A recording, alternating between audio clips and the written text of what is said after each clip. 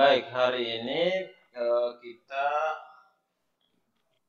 belajar tentang penghentian penyidikan.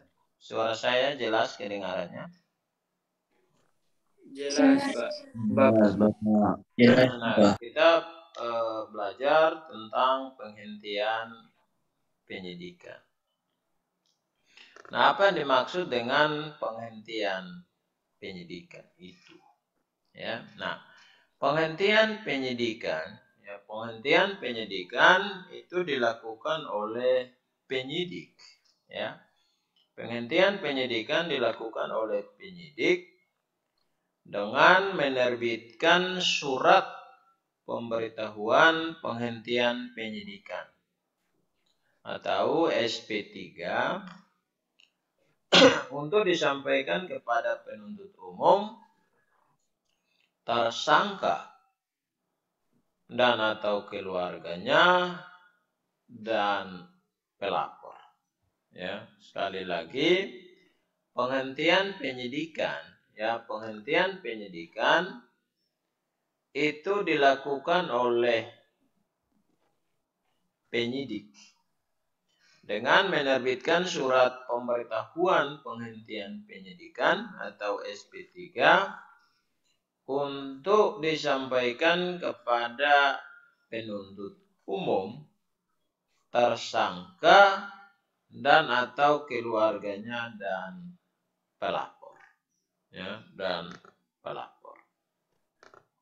Nah, alasan penghentian penyidikan atau mengapa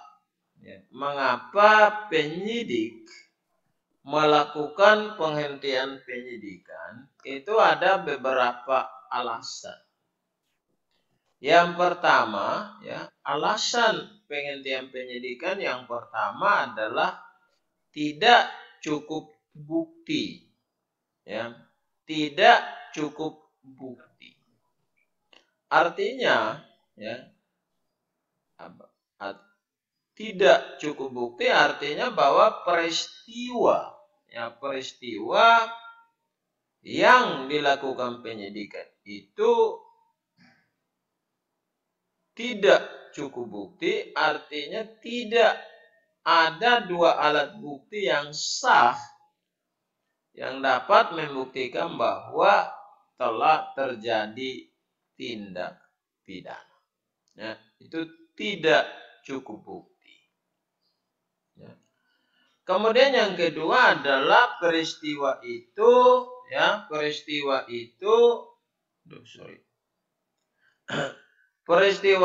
terbukti tapi bukan tindak pidana.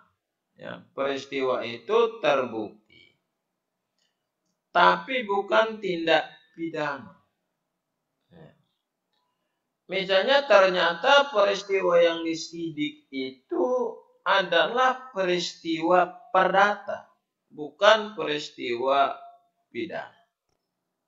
Maka penyidikan dapat dihentikan.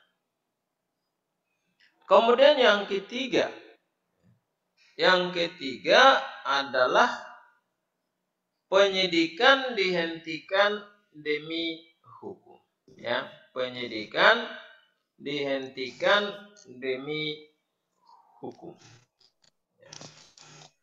Nah, penyidikan dihentikan demi hukum karena ada beberapa alasan.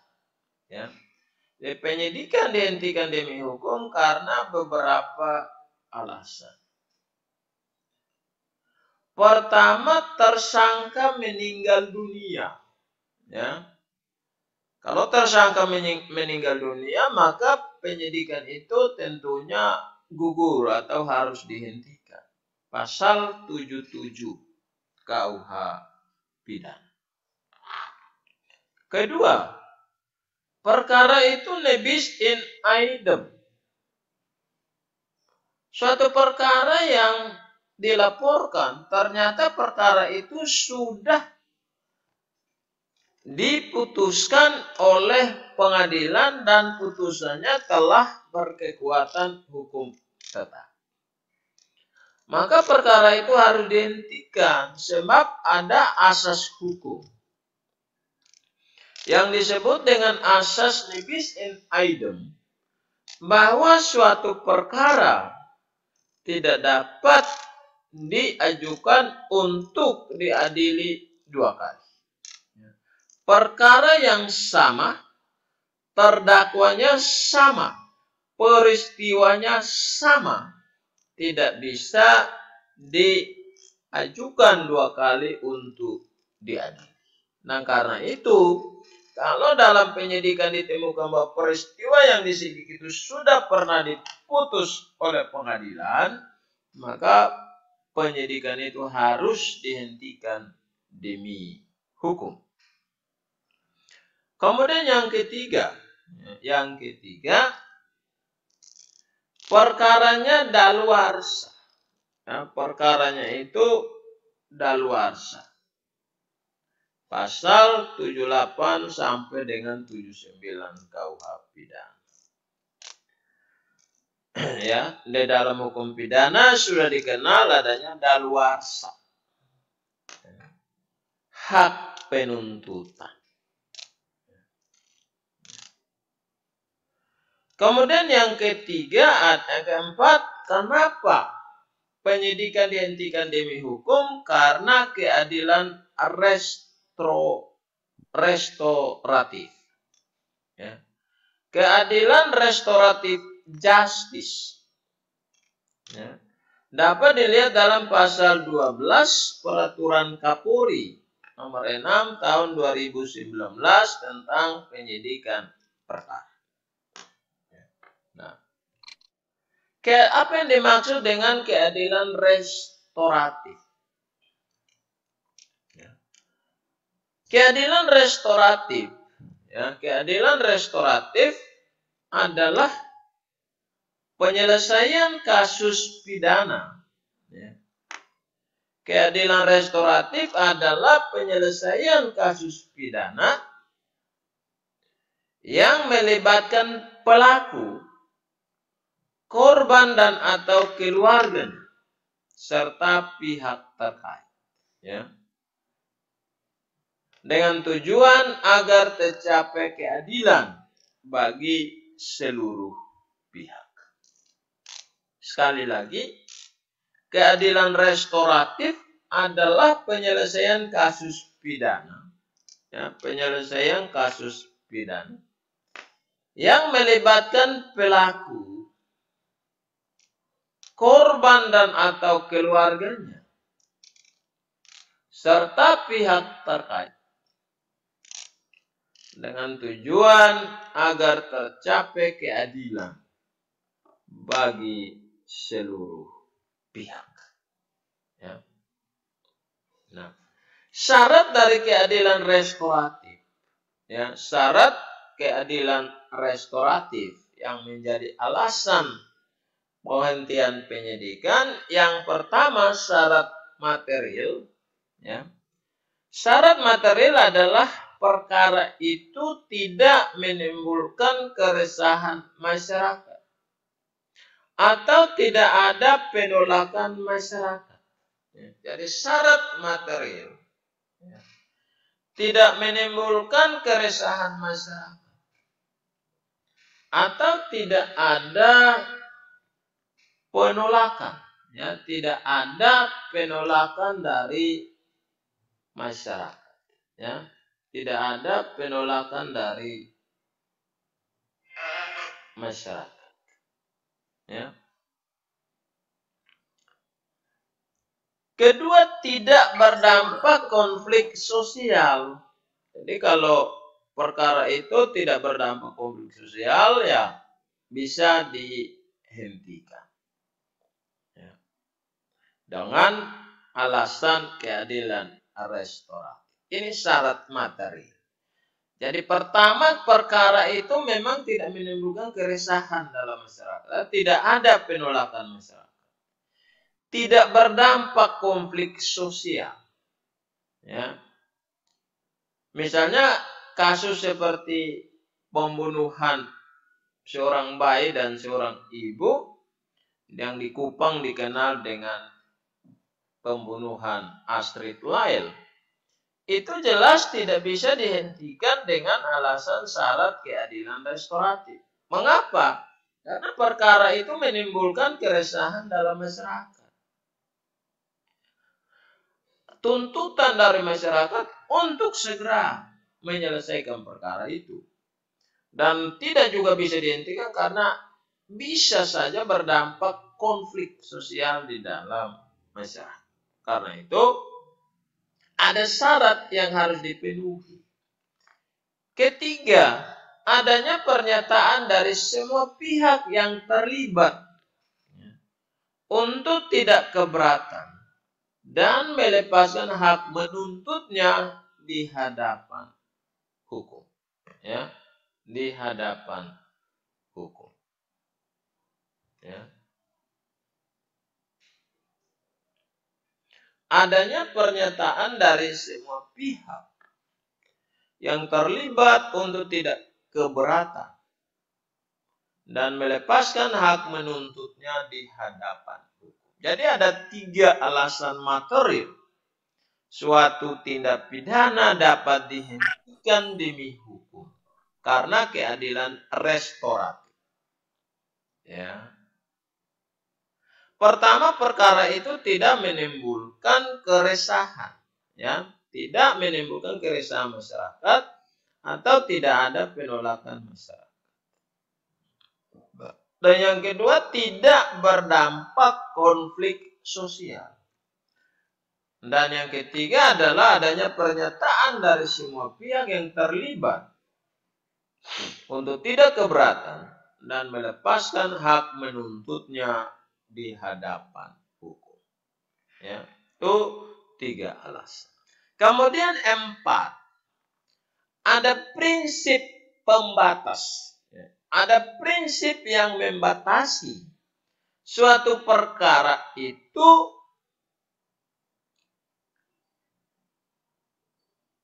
dapat dihentikan karena alasan keadilan restoratif. Ada yang membatasi alasan itu dapat dilaksanakan. Pertama, bagi pelaku tingkat kesalahannya relatif tidak berat dan bukan residivis. Kalau pelakunya residivis sudah berulang-ulang melakukan tindak pidana, maka keadilan restoratif tidak bisa diterapkan untuk menghentikan perkara itu. Jadi tingkat kesalahannya tidak berat, misalnya penganiayaan, pukul orang, ya, itu kemudian terjadi perdamaian antara pelaku dan korban, maka perkara itu dihentikan. Ya. Jadi tingkat kesalahannya relatif tidak berat dan bukan residivis. Kedua, pada tindak pidana dalam proses penyelidikan dan penyidikan, sebelum SPDP dikirim ke penuntut umum, sebelum surat pemberitahuan dimulainya penyidikan dikirim kepada penuntut umum, itu boleh restoratif justice diterapkan. Tetapi terhadap alasan prinsip pembatas bahwa tindak pidana itu belum dikirim SPDP-nya kepada penuntut umum, ternyata juga ada surat dari Kejaksaan Agung yang juga kejaksaan juga bisa menerapkan prinsip restoratif justice. Jadi suatu perkara itu dapatlah dihentikan. Ya. Suatu perkara dapat dihentikan. Ya. Dapat dihentikan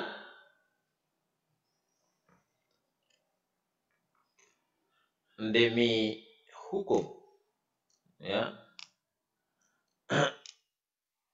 Sudah P21 berkas perkara lengkap dan sudah dikirim ke kejaksaan, kejaksaan juga bisa menerapkan prinsip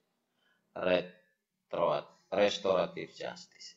Itu syarat material penerapan prinsip restoratif justice. Syarat formilnya, pertama harus ada surat permohonan perdamaian dari pelapor dan terlapor atau tersangka. Ya. ada surat permohonan perdamaian. Ya. Surat permohonan perdamaian dari pelapor dan terlapor atau tersangka. Ya. Surat permohonan perdamaian dari pelapor dan tersangka ditujukan kepada penyidik, ya, supaya menghentikan perkara itu. Kemudian yang kedua adalah surat pernyataan perdamaian, ya, surat pernyataan perdamaian dan penyelesaian perselisihan. Para pihak berperkara diketahui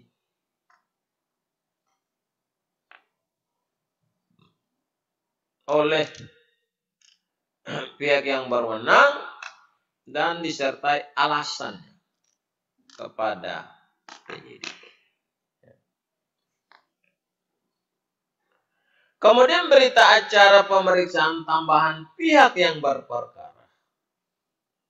Setelah dilakukan penyelesaian perkara melalui keadilan restoratif, ada berita acara pemeriksaan tambahan supaya dapat membuktikan bahwa para pihak telah sepakat untuk menyelesaikan perkara pidana itu secara damai. Kemudian syarat formil keempat adalah rekomendasi gelar perkara khusus. Adanya rekomendasi gelar perkara khusus yang menyetujui penyelesaian keadilan restoratif. Ya. Dan yang keempat, pelaku tidak keberatan dan dilakukan secara sukarela atas tanggung jawab dan ganti rugi. Jadi di dalam surat perdamaian itu bisa saja sudah dicantumkan ganti kerugian. Ya, sudah dicantumkan tentang penggantian kerugian, ya, dan pernyataan dari korban maupun dari pelaku untuk menghentikan perkara itu. Ya, nah, itu tentang penghentian penyidikan. Ya, penghentian penyidikan. Ada pertanyaan tentang penghentian penyidikan sebelum kita lanjut ke materi pra peradilan? Jelas tidak materinya? Jelas. Bisa diikuti materinya dengan baik? Bisa, Bapak. Ya. Ada yang tidak jelas, silakan ditanyakan.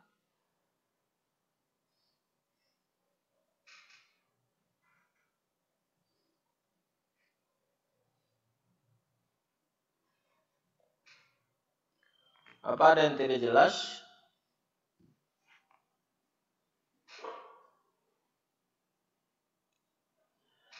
Baik, kalau sudah jelas dan tidak ada pertanyaan, kita lanjut ya, kita lanjut ke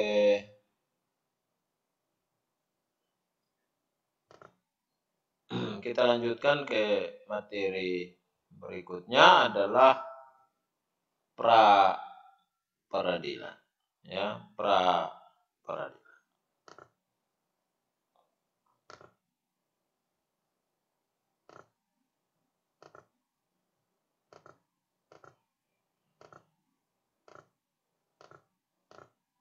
Ya. Kita masuk kepada satuan acara pengajaran yang kelima, yaitu pra peradilan. Nah, kita melihat pengertian pra peradilan. Apa yang dimaksudkan dengan pra peradilan itu? Ya. Pra peradilan, ya, pra peradilan adalah wewenang pengadilan negeri. Ya.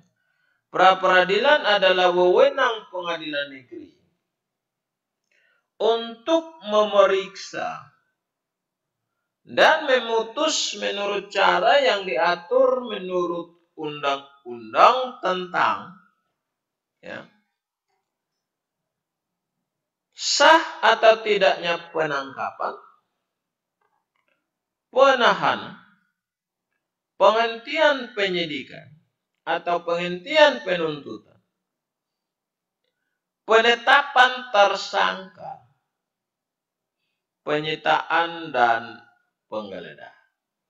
Penyitaan dan penggeledahan. Kemudian yang berikut adalah ganti kerugian. Ganti kerugian dan atau rehabilitasi bagi seseorang yang perkara pidananya dihentikan pada tingkat penyidikan atau penuntutan.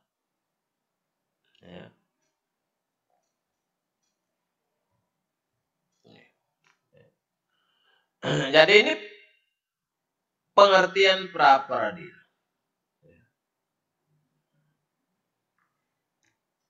Kemudian dasar hukum dan objek pra peradilan. Apa dasar hukum dilakukannya pra peradilan? Dasar hukum dari pra peradilan adalah pasal 77, pasal 77 Kitab Undang-Undang Hukum Acara Pidana. Yang menetapkan objek pra peradilan itu mencakup pertama, sah atau tidaknya penangkapan, penahanan, penghentian penyidikan atau penghentian penuntutan. Itu pertama, sah atau tidaknya penangkapan, penahanan, penghentian penyidikan dan atau penghentian penuntutan. Dan yang kedua adalah ganti kerugian dan atau rehabilitasi bagi seseorang yang perkara pidananya dihentikan pada tingkat penyidikan atau penuntutan. Itu pertama. Dasar hukum yang kedua adalah putusan Mahkamah Konstitusi nomor 21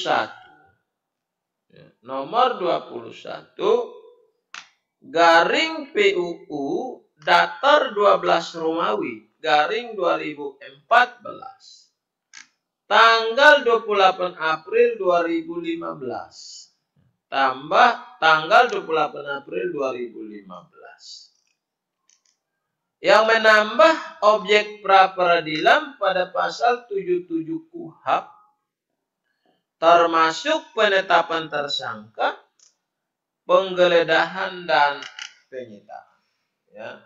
Penetapan tersangka, penggeledahan dan penyitaan. Ini dasar hukum dan objek pra peradilan. Kemudian dasar hukum yang ketiga adalah pasal 2 ayat 1. Pasal 2 ayat 1 Peraturan Mahkamah Agung Republik Indonesia nomor 4 tahun 2016 tentang larangan peninjauan kembali putusan pra peradilan. Nah, Peraturan Mahkamah Agung ini menetapkan objek pra peradilan adalah sah atau tidaknya penangkapan, penahanan, penghentian penyidikan atau penghentian penuntutan, penetapan tersangka, penyitaan dan penggeledahan. Penyitaan dan penggeledahan.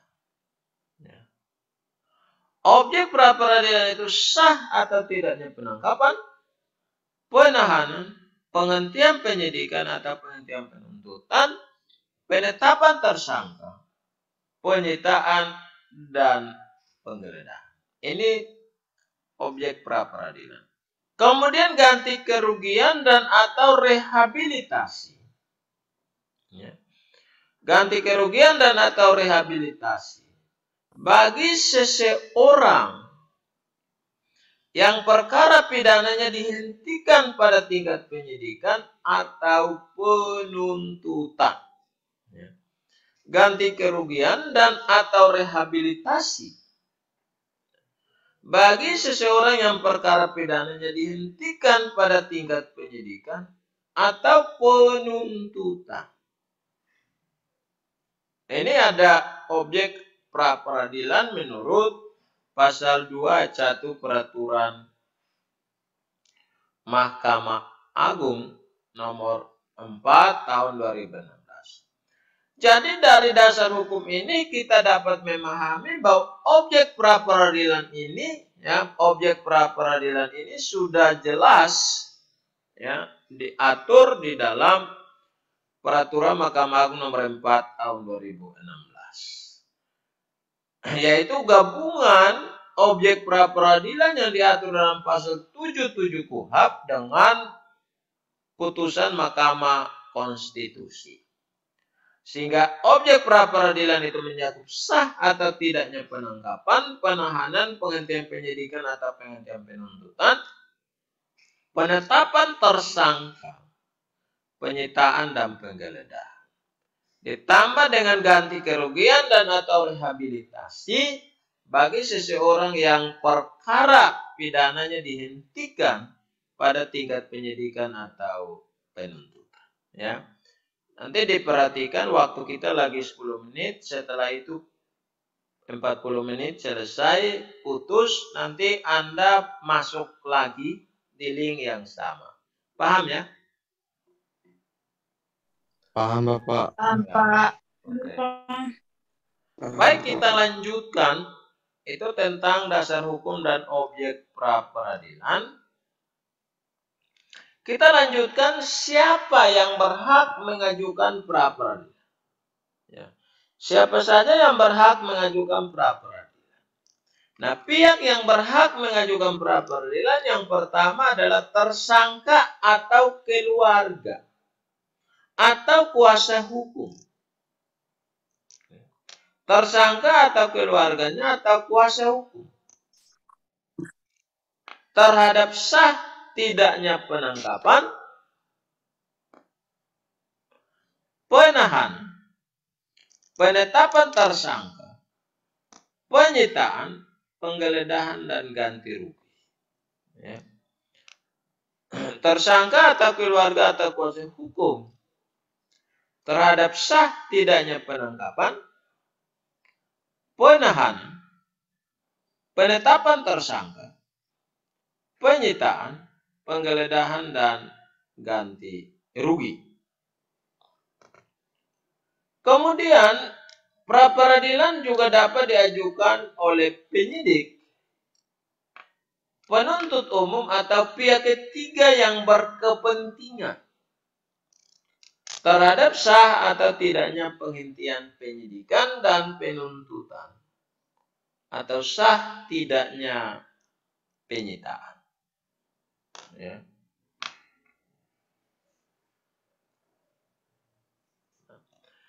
Nah, prosedur pengajuan pra peradilan, ya, prosedur pengajuan pra peradilan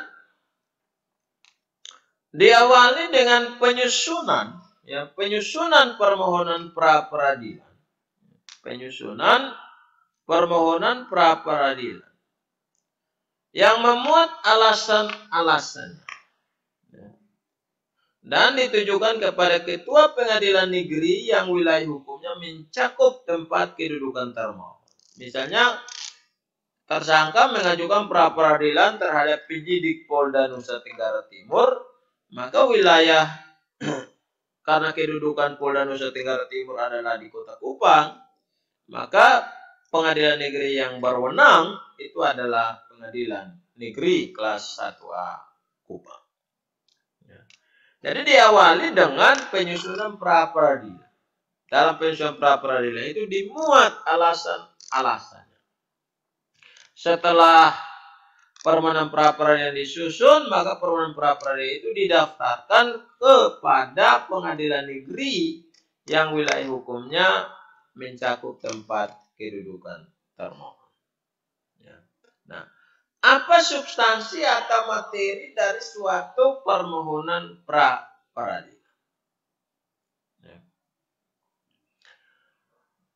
Substansi atau materi yang harus dimuat di dalam suatu permohonan pra peradilan pertama adalah tempat dan tanggal pembuatan permohonan. Ya, misal Kupang, ya. Kupang 14 April 2022. Itu tempat dan tanggal pembuatan permohonan. Kemudian identitas pemohon dan termohon. Ya. Identitas pemohon yang harus dimuat di dalam permohonan pra peradilan itu mencakup nama, umur, pekerjaan, kewarganegaraan, agama, alamat atau tempat tinggal. Ini kira-kira identitas dari pemohon. Sedangkan identitas dari termohon itu mencakup nama dan alamat tempat kedudukan termohon. Misalnya, penyidik Polda Nusa Tenggara Timur bertempat kedudukan di mana? Cantumkan alasannya. Kemudian yang ketiga, dasar hukum permohonan pra peradilan. Apa dasar hukumnya? Ya, seperti yang saya jelaskan tadi, dasar hukum permohonan pra peradilan pasal 77 KUHP, putusan Mahkamah Konstitusi nomor 21 tahun 2014, kemudian ditambah dengan peraturan Mahkamah Agung RI nomor 4 tahun 2016 tentang larangan pengajuan pra peradilan. Ya, larangan peninjauan kembali permohonan pra peradilan. Kemudian objek permohonan. Apa yang menjadi objek permohonan? Sudah dijelaskan bahwa objek permohonan pra peradilan itu mencakup saat tidaknya penangkapan, penahanan, penghentian penyidikan atau penuntutan, penetapan tersangka, penggeledahan, dan penyitaan, serta rehabilitasi, ganti rugi dan rehabilitasi bagi tindak pidana yang tidak dilanjutkan ke pengadilan. Nah, yang dimohonkan ini apa? Materi permohonan pra peradilan itu objek permohonan apa? Apakah penetapan tersangka, penangkapan atau penahanan? Itu harus dimuat di dalam suatu permohonan pra peradilan. Kemudian juga alasan-alasan permohonan. Ya. Apa alasan dari pemohon mengajukan pra peradilan? Ya. Dan hal-hal yang diminta untuk diputuskan oleh hakim pra peradilan. Ya. Hal-hal yang diminta untuk diputuskan oleh hakim pra peradilan. Ya. Dan yang terakhir adalah ditandatangani oleh pemohon atau kuasa hukumnya. Ya, ditandatangani oleh pemohon atau kuasa hukumnya. Setelah permohonan pra peradilan disusun, maka selanjutnya permohonan pra peradilan ini didaftarkan ke Kepanitraan Pidana Pengadilan Negeri yang berwenang. Saya sudah katakan pengadilan negeri yang berwenang adalah pengadilan negeri yang wilayah hukumnya mencakup tempat kedudukan termohon. Ya. Setelah permohonan pra peradilan ini didaftarkan di pengadilan negeri yang berwenang, maka ketua pengadilan negeri menunjuk hakim pra peradilan. Lebih lanjut, hakim yang ditunjuk untuk memeriksa dan mengadili permohonan pra peradilan itu menetapkan hari persidangan. Dan selanjutnya dilakukanlah pemanggilan para pihak, yaitu pemohon dan termohon. Ya. Nah,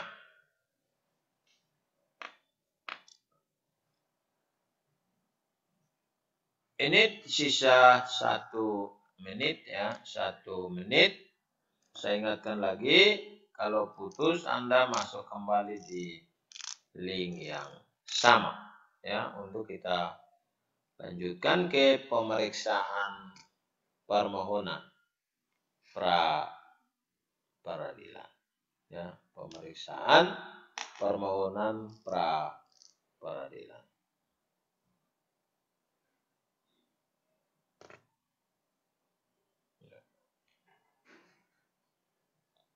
Kita lanjutkan dengan pemeriksaan permohonan pra peradilan.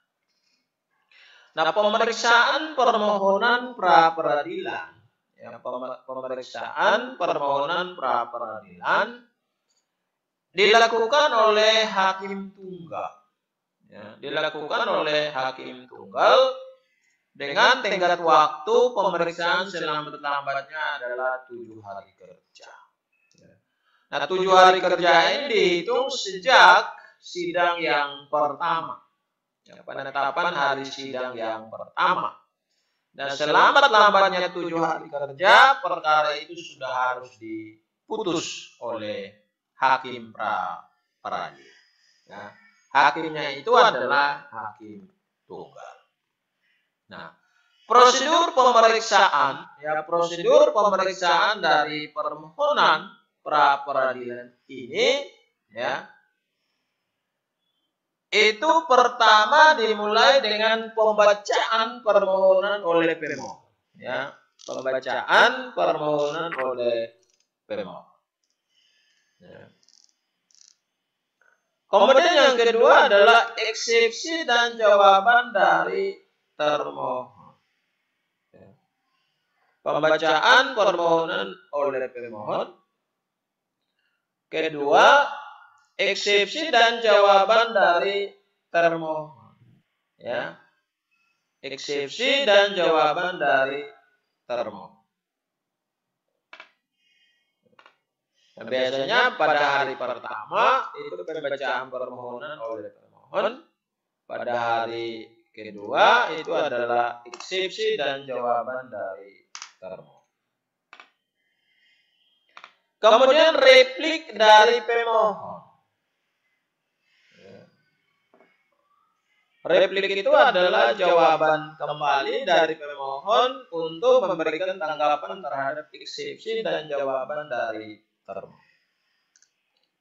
Kemudian duplik dari termohon. Duplik itu adalah tanggapan dari termohon terhadap replik yang diajukan oleh termohon. Dan setelah pembacaan permohonan, eksepsi dan jawaban dari termohon, replik dan duplik, pada masuklah pada pembuktian. Pembuktian ini mengarah kepada pasal 184 KUHP. Alat bukti yang diajukan dalam pemeriksaan permohonan pra peradilan itu mencakup keterangan saksi, keterangan ahli, surat ya. Tiga alat bukti ini lah yang dipakai di dalam permohonan pra peradilan. Kemudian dilanjutkan dengan kesimpulan dan putusan hakim ya. Ini prosedur pemeriksaan pra peradilan. Nah, putusan pra peradilan ya, putusan pra peradilan pada prinsipnya ada 4 ya. Putusan pra peradilan pada dasarnya ada 4. Yang pertama adalah mengabulkan ya, mengabulkan permohonan pra peradilan ya, mengabulkan permohonan pra peradilan. Mengabulkan permohonan pra peradilan artinya bahwa permohonan pra peradilan diajukan itu oleh hakim pra peradilan dinyatakan terbukti secara sah dan meyakinkan. Kemudian bisa juga menolak permohonan pra peradilan. Artinya permohonan pra peradilan yang diajukan ke pengadilan itu tidak terbukti menurut hukum alasan-alasan permohonan. Yang ketiga adalah menyatakan permohonan pra peradilan tidak dapat diterima. Ya, misalnya permohonan pra peradilan itu sudah masuk ke pokok perkara, ya, dan menyatakan permohonan pra peradilan gugur demi hukum. Ya, misalnya mengapa permohonan pra peradilan gugur? Karena pokok perkara telah dilimpahkan ke pengadilan dan telah memasuki sidang yang pertama. Itu permohonan pra peradilan itu kemudian menjadi gugur demi hukum. Ya, gugur demi hukum. Nah, putusan pra peradilan, ya, putusan pra peradilan ini final dan mengikat. Ya. Putusan pra peradilan ini final dan mengikat, ya, serta tidak dapat diajukan upaya hukum.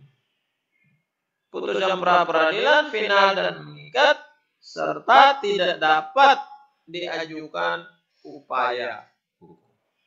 Ya, tidak dapat diajukan upaya hukum. Ya. Langsung dilaksanakan. Ya, langsung dilaksanakan. Ya, nah, ini materi pra peradilan sudah selesai, ya. Materi pra peradilan kita sudah selesai.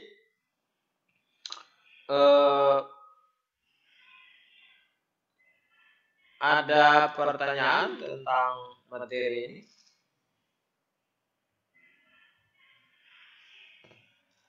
Ada pertanyaan?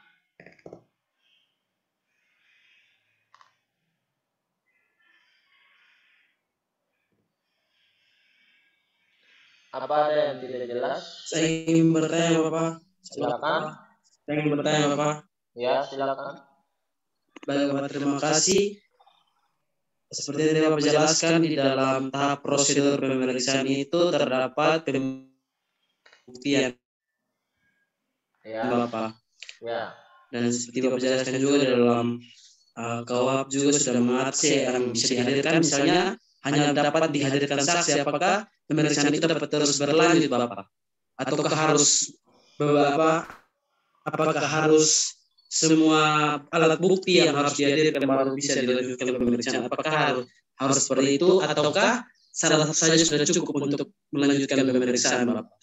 Jadi alat bukti itu bisa diajukan saksi saja dan surat, ya, atau bisa juga tidak mengajukan saksi tetapi mengajukan ahli.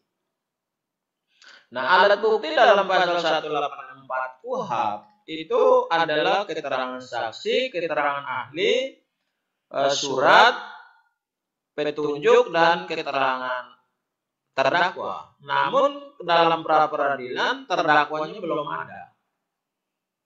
Terdakwa itu adalah ketika berada di sidang pengadilan pokok perkara. Sehingga keterangan terdakwa tidak dibutuhkan dalam sidang pra peradilan. Kemudian petunjuk itu adalah alat bukti yang tidak berdiri sendiri. Petunjuk hanya dapat diperoleh dari keterangan saksi dan surat. Sehingga petunjuk itu adalah bagian dari hakim. Bagaimana hakim menilai dengan alat bukti itu apa petunjuk yang diperoleh. Karena itu maka apabila dalam pembuktian hanya bukti surat yang diajukan, maka tidak masalah, perkara tetap dilanjutkan. Atau di dalam sidang pra peradilan hanya saksi yang diajukan, itu juga perkara itu tetap dilanjutkan. Bahkan bila mana tidak ada alat bukti yang diajukan pun perkara itu tetap dilanjutkan dengan putusan. Hanya kalau tidak ada alat bukti, ya putusannya itu bisa saja menguntungkan pihak yang mengajukan alat bukti. Baik, itu jawabannya. Ada lagi? Saya, Bapak. Ya, silakan. Bapak, di sini saya ingin bertanya tentang proses peradilan Bapak dalam persidangan Bapak. Contohnya si orang, maksudnya apakah dapat diajukan proses pra peradilan untuk seseorang yang dinyatakan melarikan diri Bapak? Maksudnya itu dalam masa pencarian DPO lah Bapak si orang itu, apakah dapat diajukan proses peradilan Bapak? Seseorang yang DPO, ya DPO itu siapa yang mengajukan pra peradilan? Yang mengajukan pra peradilan itu bisa saja keluarganya, bahwa sesungguhnya dia tidak terbukti melakukan tindak pidana seperti yang disangkakan, ya seperti yang disangkakan. Boleh mengajukan permohonan pra peradilan dengan objeknya adalah penetapan tersangka. Ya, keluarganya bisa mengajukan. Tetapi kalau keluarganya mengajukan, tentunya ini dipertanyakan kemana dia melarikan diri. Kalau benar tidak boleh melarikan diri. Kalau merasa benar. Nah, ketika dia menjadi DPO, ketika permohonan pra peradilan diajukan, tentunya akan menjadi pertimbangan hakim. Permohonan pra peradilan itu adalah hak. Keputusannya itu ada pada hakim. Oke, ada yang lain?